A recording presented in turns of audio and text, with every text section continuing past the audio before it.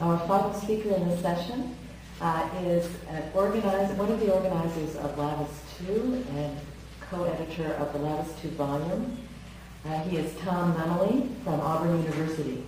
And the title of his presentation is Pastor, Pitchman, Politician, Examining Variation of Southern States' English Features Among Three Georgians According to Current Theories of Language Variation. 1 week ago, the Christian calendar marked the anniversary of Good Friday, the traditional date for the arrest and execution of Jesus of Nazareth. The biblical accounts of the event of that day include a conversational interchange relating to my topic. Jesus' disciple, Simon Peter, had been a fisherman from Galilee, a region socially and educationally far removed from the prestige center of Jerusalem, sort of like the South.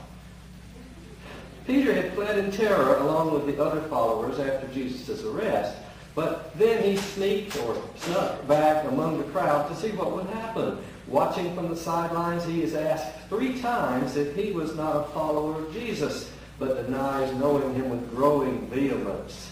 However, the very act of opening his mouth to deny provides proof of his provenance, confirming suspicions. For in the third accusation, one says, "Surely thou also art one of them, for thy speech betrayeth thee." 2,000 years later, in Ogulnik's Language Crossings, Negotiating the Self in a Multicultural World, 2000, Elizabeth Nunez elegantly and eloquently explains what Peter sadly underestimated. When you open your mouth to speak, she says, the very words you use, your references, your tone of voice, above all, your diction and your accent, reveal your life story. They tell your economic and social status, your family background, your aspirations, your failures. Well, you know the biblical story. Peter returned to being a Galilean after his lapse, but what of those who wish to remode this verbal iconicity of their life stories, who want their speech to betray them no longer? As Bill above showed earlier today, no phonological feature of Southern American English varieties is more stereotypical than a monophthongized I diphthong, as the extraordinary amount of research and comment on it confirms. Running a close second is Southern American English post-vocalic R-lessness, though non-rhoticism of this type is not as generalized throughout the South, nor as stereotypical. Some major Southern American English varieties are R-ful rather than R-less, and R-lessness is a prominent feature of several other regional varieties. Nevertheless, the presence of both these features surely sends a signal of Southernness, so that their attempted removal is easily construed as an attempt to diverge from that label. Scholars report general success in removing dialect features as far back as Leboeuf's groundbreaking socially motivated sound change article on Martha's Vineyard, and as recently as Corky Fagan's paper yesterday on sound change in Anderson, Alabama, among others. But these studies are usually interested in change for a sociolinguistically identifiable group rather than an individual, though of course examples of individuals are presented. My research returns to the question of Southern American English R and I from a different perspective. First, following the lead of Barbara Johnstone in considering the, quote, linguistic individual, end quote, I want to understand the specifics of R and I variability for actual speakers for whom their Southern accent may be a burden, a blessing, or something of both. In this paper, I will look at R and I variation by 3 Georgian professional males speaking in specific rhetorical contexts. Second, I am attempting to incorporate current thinking that tries to explain, not just present, variation in order to tease out why, as individuals, they do the things they do. I am interested, therefore, in the models available for explaining the data. In the abstract, in the booklet, for example, you will see a list of some of the models that I have been investigating, maybe 10 or 12. And I might mention here, by the way, the interesting work, for example, of Allison Burkett of the University of Mississippi, who enhanced Milroyan's social network theory with identity theory in a recent paper, and I assume will do some of the same in her presentation later on this morning.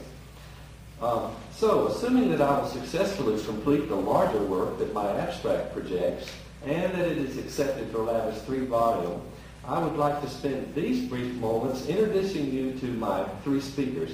I want to play taped passages of fairly formal, fairly self-monitored speech, and sometimes extremely so, and sometimes not so much, by 3 white male, older Georgians whom I have designated the politician, the pastor, and the pitchman.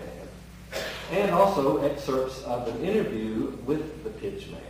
Before I play the passages, and we look at the handout for just a moment, I want to make one thing that may be a little different clear.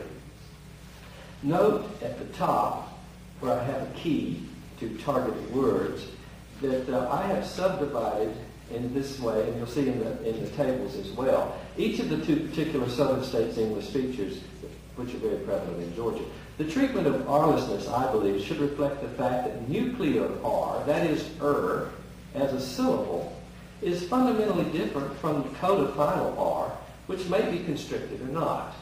Thus, the R-less pronunciation of the word farmer as farmer really is exhibiting 2 processes. Not a constriction of R in fa, but also complete substitution of non-rhotic up for the fully rhoticized vowel which is a vowel, You don't really need retroflexion for Now, also I have noted whether I occurs before voiceless obstruent, because for traditional Southern English of Georgia and other places, this phonologically constrains the monophonization. That is, my as my and ride as ride, but not right as right in this part and for these figures, it appears. And now a bit about the cast. Mr. Politician's segment is the least formal and scripted of the 3 speakers. It was on a public radio program, but you will see nonetheless considerable success in acquiring R, while his I is traditionally Southern. Mr. Politician, born and reared near Macon and educated at Georgia Tech and Emory, has had a long and distinguished career at the national senatorial level. He would actually deserve the pseudonym Mr. Statesman, in my opinion, and served in the military, thus bringing him into much contact with non-Southern varieties. Mr. Pastor's segment is part of his weekly sermon broadcast on a major television station in Columbus, Georgia, which we found out from Dennis Preston yesterday, is the totality of the South if all the overlays find the one place that's noted as Southern. So he lives in Columbus, Georgia. Mr. Pastor was born, reared, and educated in Middle Georgia. He has been a successful minister in mainly Georgia, but spent almost a decade in Dallas, Texas, and served in the hierarchy of his denomination regionally, nationally, and worldwide. He was a featured preacher on a cable television series aired nationally. As we listen to Mr. Pastor, note the lack of constricted R, the traditional pattern for I monophonization, and many other Southern features, as for example, the fronting of O in those that you saw Bill Above talk about earlier this morning. We may ask ourselves, what benefits does he derive from keeping such a pronounced form of Southern English? As Eckert 2000 remarks, the value of a speaker's verbal offerings, the likelihood that these offerings will be heard and heeded, depends on the linguistic variety in which they are encoded.